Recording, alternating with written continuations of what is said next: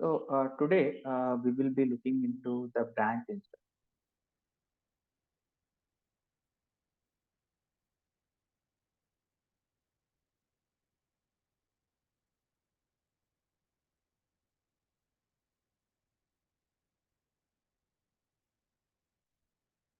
So branch instructions are nothing but in your C programming you might have used if else statement, if else, or you might have also used while statement,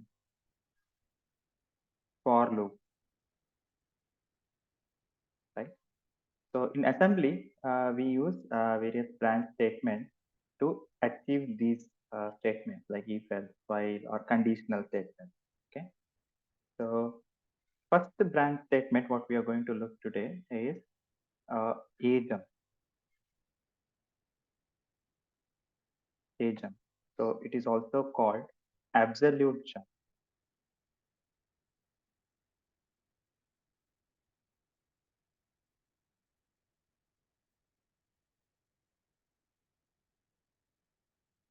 So whenever I call a jump, so the syntax is basically a jump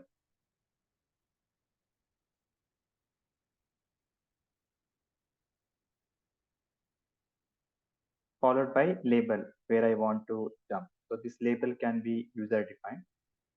So usually this jump, what it can perform. So for example, I have set of instructions like move, a comma, hash 5, uh, add a comma, r1, so on. I may have like set of instructions. So here I can say test is the label for me, and I'll say move whatever the result I obtained in A, I will move it to P1 port. Okay. So here we will have something like a jump test. So when I call this kind of instruction, what is going to happen? So it will execute this way, and as soon as I call a jump, it is going to jump here.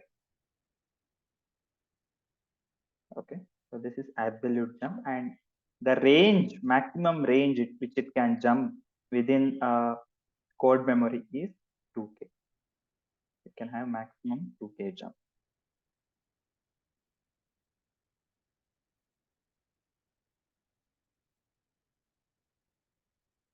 Same way, we have L jump as well, that is long jump. So here unconditionally, without like condition of like this 2k, it jumps in the code address. So here also long jump where you want to jump, you will mention. So same way we have short jump, S jump. Here this S jump can be between plus or minus 127 bytes. Okay, 127 bytes address.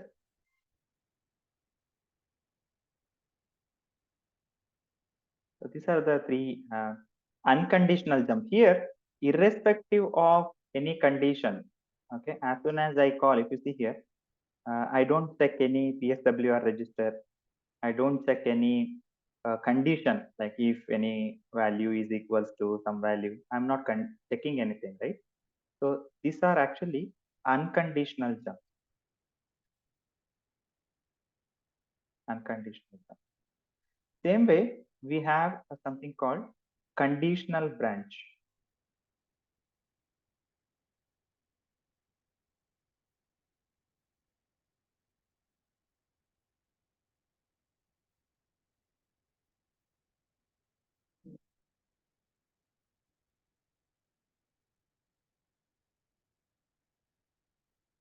So here it is nothing but your if else kind of implementation based on certain condition. These things are going to be executed. Okay. So some of the most important instructions are jump if no carry. So you have seen in the previous instruction what we see, like it was a jump. So it is going to execute a next label where we mention, like if I say that like jump to test, then from the test label onwards it is going to execute. Here I'm not jumping unconditionally. I will check something like whether I have a carry bit. So we have seen there is a PSWR register, right? PSWR register, program status word register. So here we will have 0, carry, so many other values, right? So jump if no carry means if there is no carry, if this carry bit is not set in PSWR register, then I'm going to jump. Okay. So it will check for whether carry is set or not. Same way, I have instructions like jump if carry. If carry bit is 1, then I will jump. Jump if no bit. So here, so these are actually only one instruction. It doesn't have any input bytes or operands. But here, jump if no bit, I have to mention which bit I am mentioning, referring. So I can say P1.1.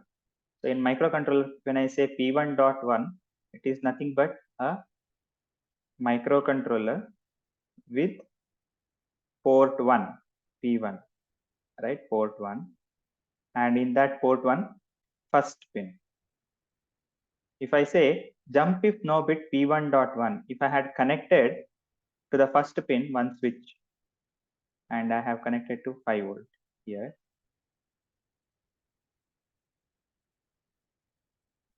then as soon as I press this, so this bit will be set, right?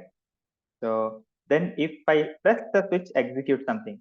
Such logic you can implement here. Jump if, okay, if, so what happens? So usually the circuit will be like this, okay?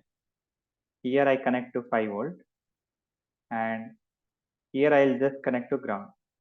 So as soon as I press the switch, uh, it will be 0, else it will be always 5 volt. So as soon as you press the switch, P1.1 will become 0. So then you execute some operation. So that is where like we use jump if no bit. Same way we have jump if bit. That is actually if that bit is set, then carry out certain operation. Same way we have something like jump if 0. So this is also related to program status word. We have 0 register. So if this 0 register is set, okay, especially this 0 register will be set whenever we perform operation like if I have add a comma r1. So if initially a is having hash 0 value and r1 is also having hash 0 value, then when I add these two, the result is also 0. So whenever you get this kind of result, 0 result, so 0 bit will be set. So if that bit is set, then you use jump if 0. And another most popular place where we use is in the for loop. So what I do, initially I move R1 with hash 50%. So here I will label L1 and I will decrement R1. Every time it keeps decrement. So if jump if not 0, if 0 bit is not set, what I'll do, I'll jump to L1. So what happens, this R1 will be keep decrementing till R1 becomes 0. When R1 becomes 0, this will become 0 bit will be set. So program will be going to next line. So for this kind of for loop or like this kind of loop, we use jump if 0. Same way, I can say jump if no 0. This is jump if no 0. And if jump is 0, then it will go to the next line, right? So same way we have some operation like jump if 0. Okay. So if that 0 bit is set, so here it will set. If the 0 bit is not set, then it will go to L1. Here if 0 bit is set, then it will go to L1, something like that. Jump if 0 and jump if 0.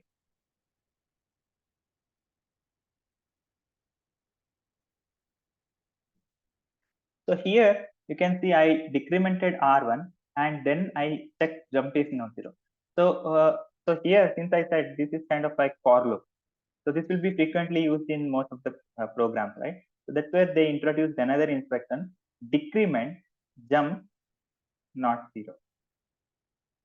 So if I say L1 and I can say which register I am checking, R1, and where I want to jump, L1.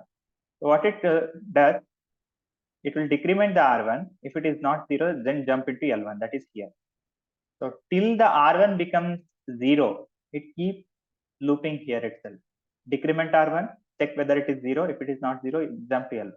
Decrement R1, check whether it is 0. It will be keep looping at that point.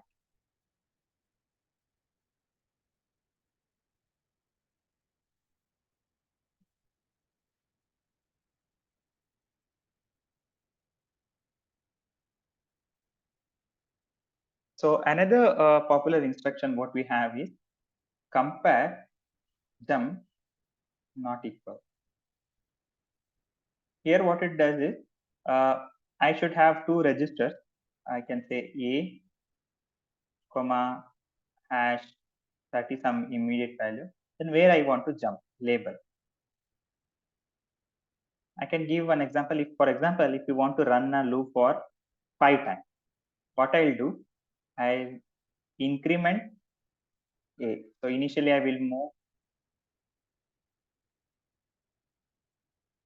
A with hash 0, then increment A, compare jump not equals to A comma hash 5. Where do I want to jump?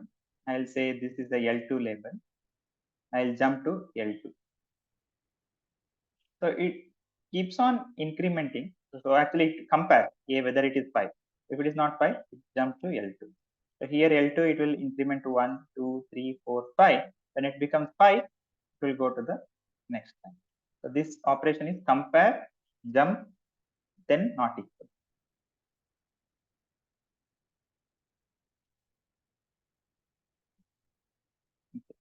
So these are the some of the like we have seen yesterday and today also. These are some of the popular instructions what we use for assembly level programming. Okay, assembly level programming.